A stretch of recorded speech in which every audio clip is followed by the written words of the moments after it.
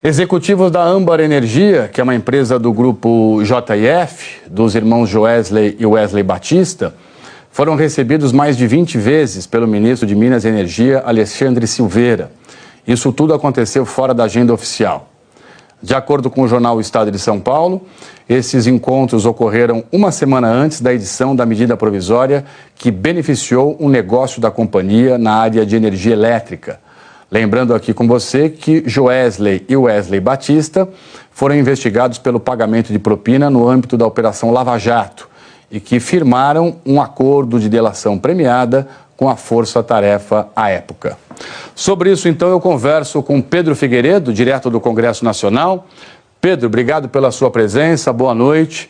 Agora, então, a oposição pressiona o governo para dar explicações em relação a tudo isso. Em que pé que está essa situação, por favor? Oi, Tralha, eu que agradeço. Boa noite para você, a todos e todas que estão com a gente aqui na edição das 6. Pelo menos 3 parlamentares de oposição apresentaram aí 2 requerimentos pedindo explicações do ministro de Minas e Energia, Alexandre Silveira. Um desses requerimentos foi feito pela representante, a líder do Novo, deputada Adriana Ventura, do Novo de São Paulo, e também pelo deputado Marcel Van Hatten, do Novo do Rio Grande do Sul.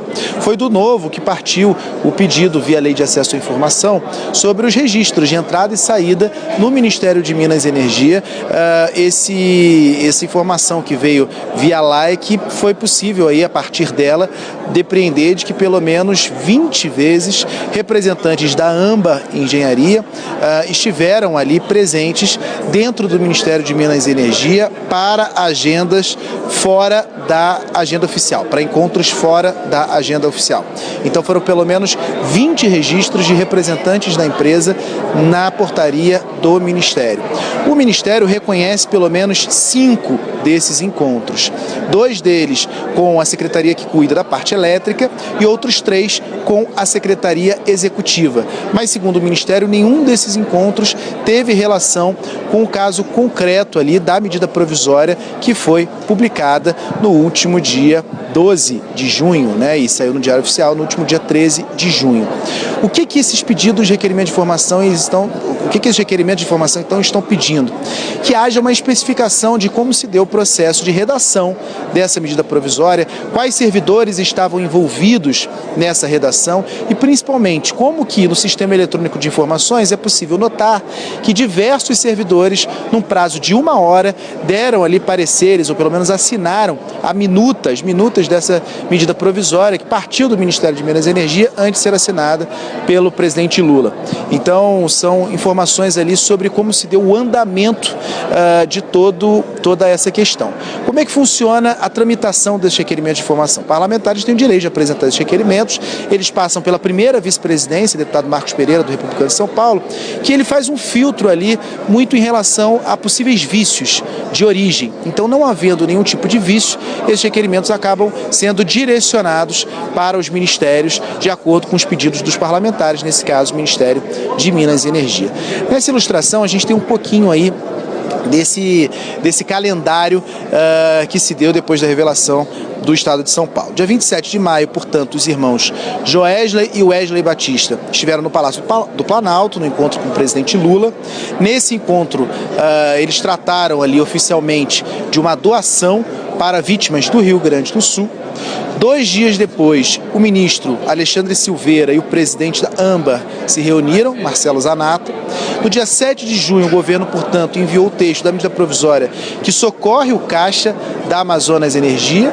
Importante lembrar ali que a Âmbar fez a compra de algumas usinas que pertenciam à Eletrobras, inclusive com a possível inadimplência que a Eletrobras teria em relação ao funcionamento dessas usinas, com operadoras como a Amazonas Energia.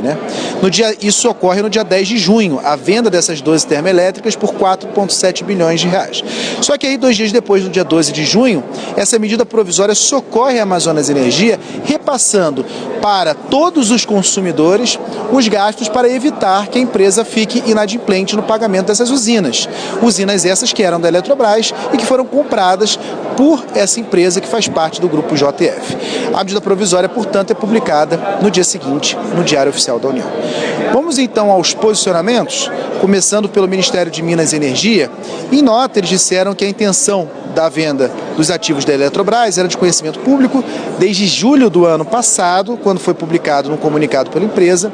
Além disso, diz que não houve nenhum tipo de reunião com nenhuma empresa do setor para tratar dessa medida provisória e afirmou também que a ANEEL, a Agência Nacional de Energia Elétrica, desde fevereiro desse ano, já tinha ali disponibilizado publicamente informações sobre as possibilidades ali da venda, dessas usinas e que, portanto, isso era uma informação pública. Além disso, o Ministério disse que o registro de entrada e saída das dependências do Ministério não significa que as pessoas que entraram e saíram foram recebidas, até porque poderiam não ter um agendamento prévio ou haver um conflito de agendas. Já a Âmbar Energia disse que realizou um negócio privado com uma empresa privada depois de um acirrado processo competitivo. Disse ainda que são descabidas as especulações a respeito de influências na publicação dessa medida provisória e também que essa questão aí do reequilíbrio econômico-financeiro da Amazonas Energia também foi tratada pela ANEEL e que estava disponibilizada publicamente essa informação desde fevereiro deste ano pela Agência Nacional de Energia Elétrica. Então é isso, Tralli.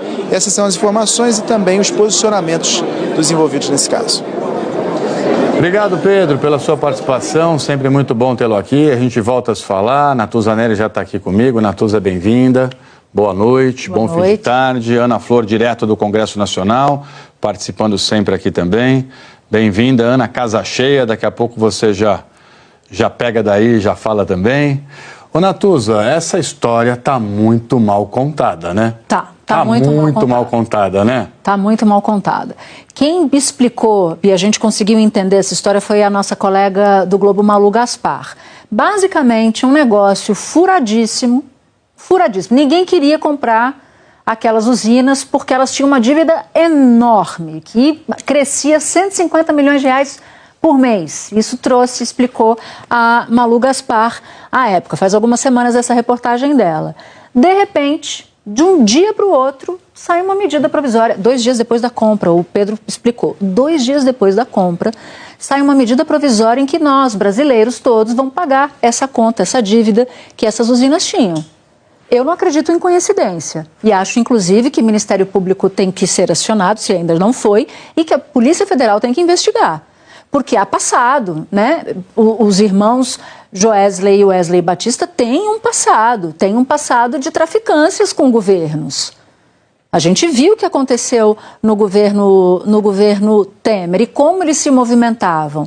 Então agora aparece uma coisa bem difícil de explicar, porque nem o Ministério consegue dizer se eles foram lá as 20 vezes que está registrado, se eles foram recebidos. Aliás, eles foram, mas se eles foram ou não recebidos. Então, a cada dia que você conta uma novidade desse caso, mais estranho ele parece. E é uma empresa, uma dupla, né, de sócios, de irmãos, que foi beneficiada no governo Lula naquela política das grandes campeãs do BNDES. Então, evidentemente que isso vai levantar muitas suspeitas. Se o governo não quiser ficar com esse imbróglio no seu colo, porque já está no colo, mas se não quiser que permaneça no seu colo, tem que dar mais explicações do que está dando e a própria polícia, se houver indício de crime, tem que entrar no caso. Agora, o próprio ministro Alexandre Silveira já deveria ter vindo a público, não, né? Ele é o primeiro que tem obrigação de falar. Convocar uma entrevista coletiva, explicar tintim por tintim, porque é o que a gente sempre fala aqui, quem não deve não teme. Então, se você é uma autoridade e você vê que seu nome está sendo, de certa forma, colocado aí numa suspeita de tráfico de influência, benefício privado, terceirizar prejuízo para a sociedade, né? Porque é um valor bilionário, né? Sim. Que envolve isso que você falou, de você passar essa conta para a sociedade. Quer dizer, o ministro tem a obrigação de vir a público e falar, peraí, é isso. Agora, fica todo mundo de bico fechado? Sim, porque a grande dúvida é se essa medida provisória, editada pelo governo Lula, foi direcionada para beneficiar a Âmbar Energia, a empresa de energia. E eles estão avançando no setor elétrico. Tudo bem, eles eles tiveram envolvidos em uma treta no passado, pagaram lá a sua conta. Eu não estou colocando suspeição sobre a empresa, mas a história é uma história muito rocambolesca. E o governo não está explicando como deveria explicar. Então, diante disso...